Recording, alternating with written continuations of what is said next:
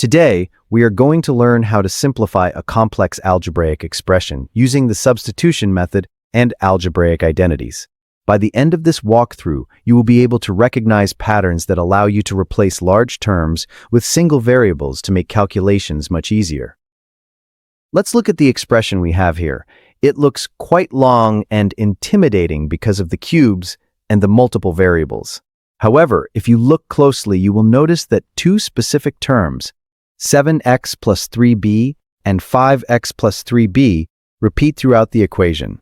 Recognizing these repetitions is the first step to simplifying. To make this easier to handle, we can use a technique called substitution. Let's define a new variable, p, to represent the first expression, 7x plus 3b. And let's define another variable, q, to represent the second expression, 5x plus 3b. Now, let's see what happens if we subtract q from p. This gives us 7x plus 3b minus the quantity 5x plus 3b. When we distribute the negative sign, the 3b terms cancel each other out. We are left with 7x minus 5x, which equals 2x. So we now know that p minus q is equal to 2x. Keep this in mind as it will be very useful in a moment.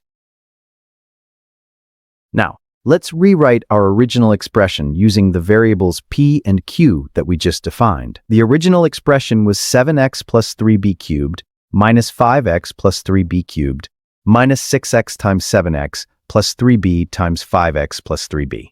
Substituting our variables, it becomes p cubed minus q cubed minus 6x times p times q. Notice the last term, 6xpq. We can break the number 6 into 3 times 2. So we rewrite this as p cubed minus q cubed minus 3 times p times q times 2x. Do you remember what we found earlier? We discovered that 2x is exactly equal to p minus q. Let's substitute p minus q in place of the 2x. Now the expression looks like this. P cubed minus q cubed minus 3pq times the quantity p minus q. Take a look at this form. This is a very famous algebraic identity. It is the expansion of the cube of a binomial. Specifically, this entire expression is equal to p minus q, all cubed.